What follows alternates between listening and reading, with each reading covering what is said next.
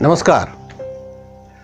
कुछ दिनों बाद ईसाई नववर्ष प्रारंभ होने वाला है।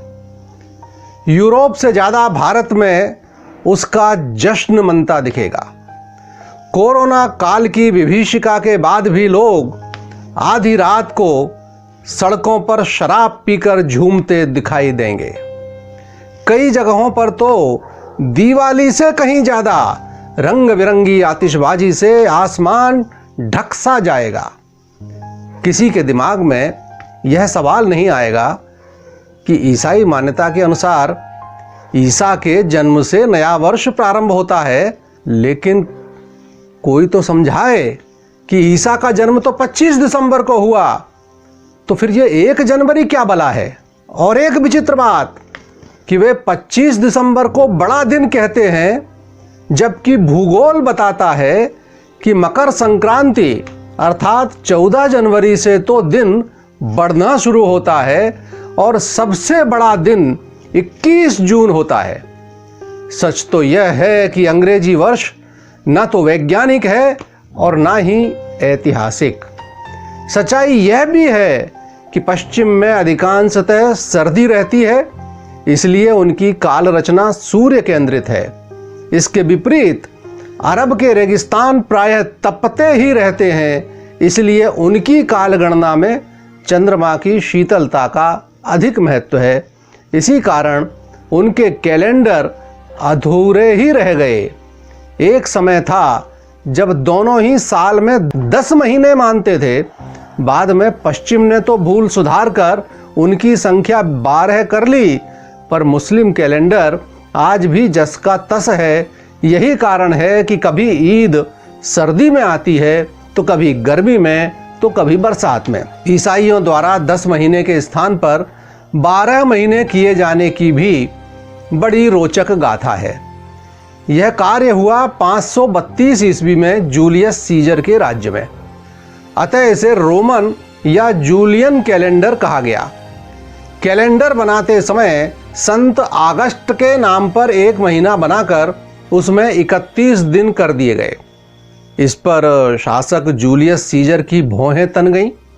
उसने कहा कि उनके नाम पर भी एक महीना होना चाहिए, और वह भी अगस्त से पहले, और उसमें भी 31 दिन ही होना चाहिए।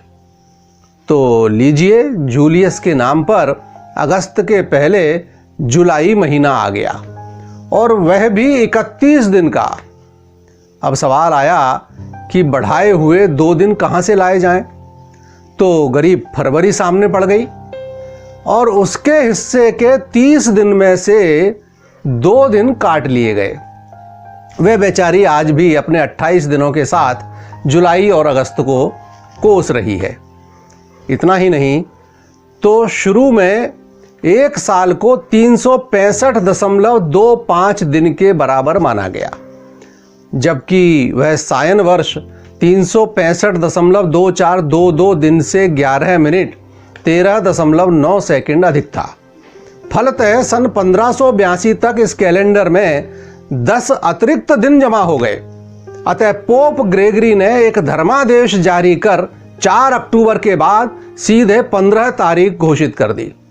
अब बड़ा मजा हुआ। लोग सोए 4 अक्टूबर की रात को, पर जब उठे तो उस दिन 15 अक्टूबर था। जिन लोगों के जन्मदिन या विवाह की वर्षगांठ उन दिनों में पड़ती थी, वे सड़कों पर आकर शोर मचाने लगे, अपने दिन वापस मांगने लगे।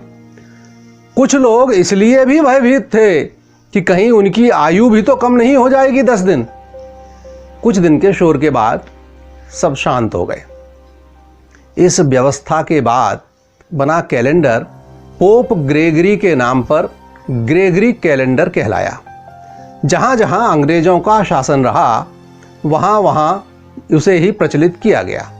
है ना कमाल की बात कि उनका दिन रात के अंधेरे में 12 बजे प्रारंभ होता है।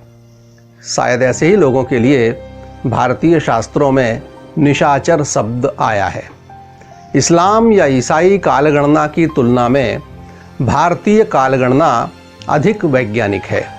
भारतीय मनीषियों ने सूर्य और चंद्रमा दोनों को आधार बनाकर अपना कैलेंडर निर्मित किया।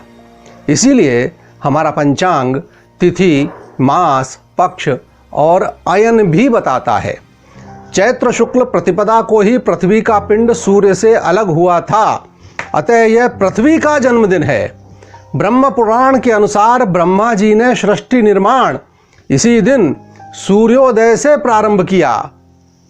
चैत्र मासे जगत ब्रह्मा संसर्ज प्रथमे हनि, शुक्ल पक्षे समग्रम तु सदा सूर्योदय सति। भारतीय कालगणना में पृथ्वी के संपूर्ण इतिहास को 14 भागों में बांटा गया है। प्रत्येक भाग को मनवंतर नाम दिया गया है। एक मनवंतर की आयु 30,67,20,000 वर्ष की होती है। अभी तक 6 मनवंतर बीत चुके हैं, अर्थात पृथ्वी का संपूर्ण इतिहास 4 अरब 32 करोड़ वर्ष का है। विश्व में प्रचलित सभी कालगणनाओं में भारतीय कालगणना प्राचीनतम है। इसके साथ ही इतिहास की अनेक महत्वपूर्ण घटनाओं का साक्षी भी वर्ष प्रतिपदा रहा है। त्रेता युग में श्री राम और द्वापर में युधिष्ठिर का राज्याभिषेक इसी दिन हुआ था। उज्जैनी के महान सम्राट विक्रमादित्य ने विदेशी शकों को हराकर इसी दिन राजधानी में प्रवेश किया था। उसी स्मृति में विक्रम संवत प्रारंभ हुआ। विक्रमादित्य के विषय में एक अन्य महत्वपूर्ण तथ्य भी स्मरणीय है कि उन्होंने पराजित शकों को हिंदू समाज में ही विलय कर लिया। यहाँ तक कि आज उनकी पहचान भी मुश्किल है। यह दिन शालिवाहन का विजय दिवस भी है, जिनके विषय में कहा जाता है कि उन्होंने मिट्टी से सैनिक निर्मित कर शत्रुओं को धूल चटाई। इसका निहितार्थ यही माना जा सकता है कि शालिवाहन ने जमीन से जुड़े आम आदमी को शत्रुओं के विरुद्ध चैतन्य किया व उनसे ही अपना सैन्य बल बनाकर स्वदेश की रक्षा की, विजय पताका फहराई। दूसरे शब्दों में कहें तो हिंदू नववर्ष स्वदेश की विजय का पर्व है। जब विदेशी आक्रांताओं के आतंक से सिंध थर्रा रहा था, तब चैत्र शुक्ल द्वितीया को वरुण अवतार झूलेलाल ने जन्म लेकर हिंदू समाज को त्राण दिलाया। सिख परंपरा के दूसरे गुरु अंगद देव जी का प्राकट्य दिवस भी यही वर्ष प्रतिपदा है। महर्षि दयानंद सरस्वती ने वैदिक मान्यताओं की पुनर्प्रतिष्ठा हेतु आर्य समाज की स्थापना भी इसी दिन की थी। संक्षेप में कहें तो भारतीय काल गणना का प्रत्येक संवत्सर वर्ष प्रतिपदा से ही प्रारंभ होता है। सृष्टि संवत से लेकर कल्पाब्द, युगाब्द, वामन, श्री राम, श्री कृष्ण, युधिष्ठिर, बुद्ध, महावीर, शंकराचार्य, शालिवाहन, बंगला, हर्षाब्द, कलचुरी, फसली, वल्लभी आदि सभी संवत्सर इसी दिन से प्रारंभ होते हैं।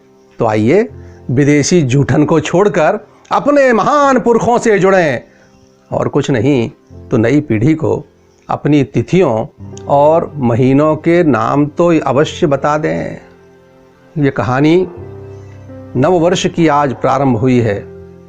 अभी हमने यूरोपीय नववर्ष के विषय में जाना और उसकी तुलना भारतीय नववर्ष से की। अगले अंकों में विक्रम संवत, शक संवत और झूलेलाल जी के विषय में चर्चा करेंगे। देखते रहिए आपका अपना क्रांति दूत। नमस्कार।